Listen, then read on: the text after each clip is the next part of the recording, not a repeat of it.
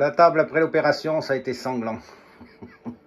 Et je vous ai mis la photo, les photos de la carrosserie terminée. Alors là voilà, je l'ai descendu de la table. Alors il y a plusieurs petites choses à rectifier. Mais je vais le faire au fur et à mesure. Alors d'abord j'ai réenlevé le réservoir pour éviter de le toncher. Et puis je vais le résiner parce qu'il y a un peu de rouille. J'aime pas ça, ça fait de la poussière. Poussière de rouille. La poussière de rouille passe à travers tous les filtres et arrive dans le moteur et puis l'usine assez rapidement.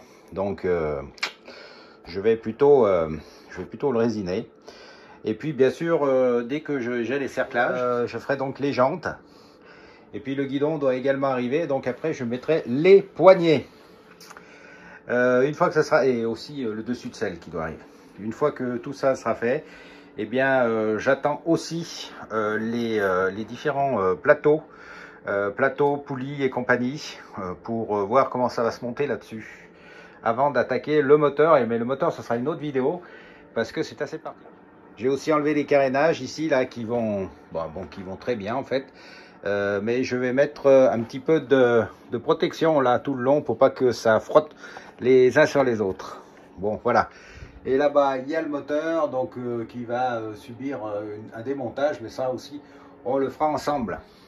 Donc voilà cet engin. Partie carrosserie, alignement, les différents boulons à rectifier, etc. Donc que j'avais pas, que j'ai dû refaire un à un. Bon ben voilà, c'est fait. Ben, je trouve qu'elle rend pas mal. Hein. Bon bah les amis, on va continuer sur cette bébé. J'ai reçu, comme vous pouvez le voir, le guidon, donc je vais pouvoir le mettre. La selle, je vais pouvoir l'installer. Le feu arrière, je vais pouvoir le mettre aussi. J'ai fait ce week-end les tambours de roues. Et j'ai reçu également les cerclages de jantes et l'oreillon. Donc on va pouvoir remonter tout ça plan en reconditionnant bien sûr les moyeux. Je vais refaire bien sûr le tambour et le moyeu. Et puis comme ça, eh bien, ça aura avancé un petit peu sur cet engin. Je dois aussi changer, j'ai mis le réservoir pour test. Là, je mets des deux boulons un peu moins longs pour pas que ça dépasse trop. Voilà. Allez, c'est parti. Pas mal de boulot aujourd'hui sur cette machine. Et peut-être sur d'autres, parce que il y aura d'autres choses à faire. Mais ça sera sans doute l'occasion d'autres vidéos pour d'autres machines. Allez, go. Et voilà les enfants, le guidon, la selle. Et alors, je vais essayer. Ah. Le feu arrière. Bon, voilà pour ça. Voilà, bah, ça marche tout seul après. C'est la petite pile, là, on peut voir la bonne continuité ou pas. Feu, selle, guidon.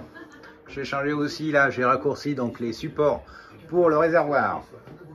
Et ben, je vais maintenant passer aux roues. On a repris le travail donc sur la bébé parce que j'ai reçu les jantes toutes neuves. Regardez comme c'est beau, que j'avais refaites.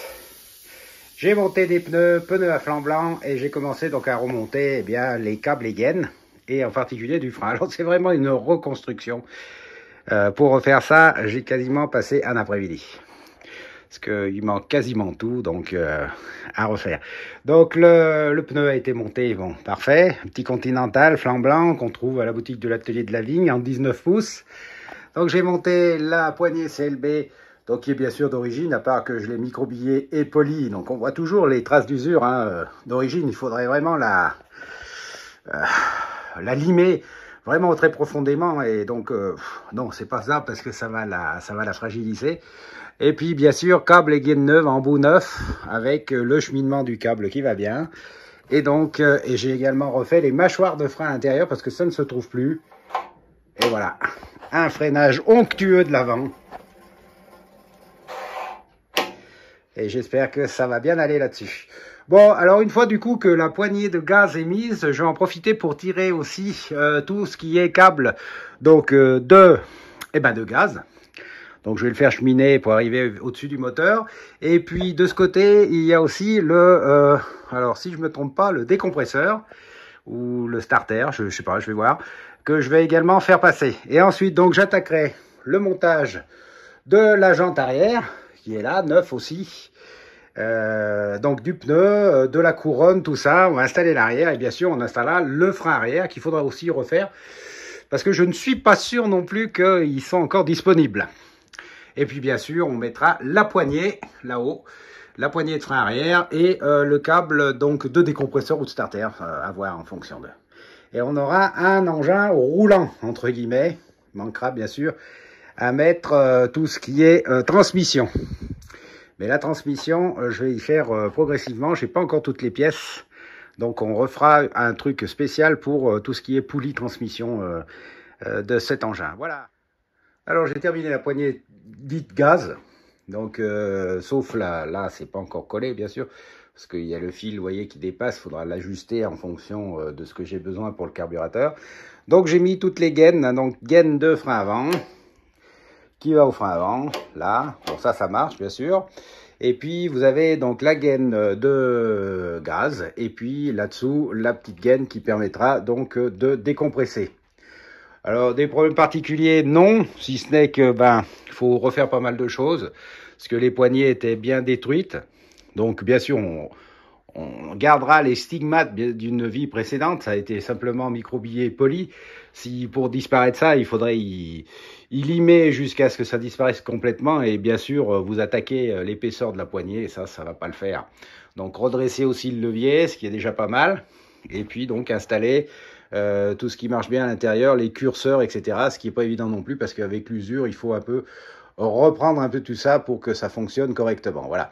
Je vais faire la même chose de l'autre côté et donc monter la roue arrière, comme j'ai monté la roue avant. Pneus flanc blanc, vous voyez, ça donne bien. Même si je ne suis pas sûr que sur des utilitaires comme ça à l'époque, il y avait des pneus à flanc blanc. C'était plutôt réservé aux machines un peu plus haut de gamme.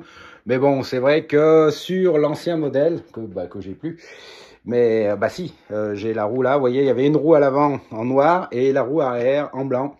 Donc dans le doute, j'ai mis des flancs blancs parce que je trouve que c'est plus sympa sur ces vieilles machines. Et en plus, c'est des pneus Continental à flanc blanc et ces pneus qu'on trouve à la boutique en 19 pouces, le blanc tient pas mal, voilà, là-dessus. Et c'est ce qui m'a poussé aussi à mettre ça. La beauté et la qualité du pneu. Après, eh bien, beaucoup d'ajustements à faire avec les poignées, parce que vous le savez ou pas, sur les poignées Peugeot, de toutes les époques, hein, même le 103, ça tient avec un petit trou fileté à l'intérieur, là-bas au fond, je ne sais pas si vous le voyez, là, et ce trou va dans le guidon. Il y a un axe qui va dans le guidon et ça se visse dans la poignée. Et il y a des guidons qui ont les trous, et puis il y a des guidons qui ne sont pas pré-percés comme celui-ci. Donc il faut après, eh bien, tout simplement, je vous la mets ça à l'arrache, hein, il faut mettre la poignée sur le guidon, bien regarder l'orientation, marquer où on va faire le trou, pré-percé, et puis bien faire le trou à une dimension de 4,2, si je me souviens bien, pour que eh bien l'axe passe, mais que bien sûr il n'y ait pas trop de jeu, sinon tout va branler, hein, ça sert à rien de mettre cet axe. Voilà. Donc la même chose à faire du côté, donc alors je suis à l'envers, donc du côté gauche, et on va donc attaquer cette poignée là. Et voilà les amis, la roue arrière est mise.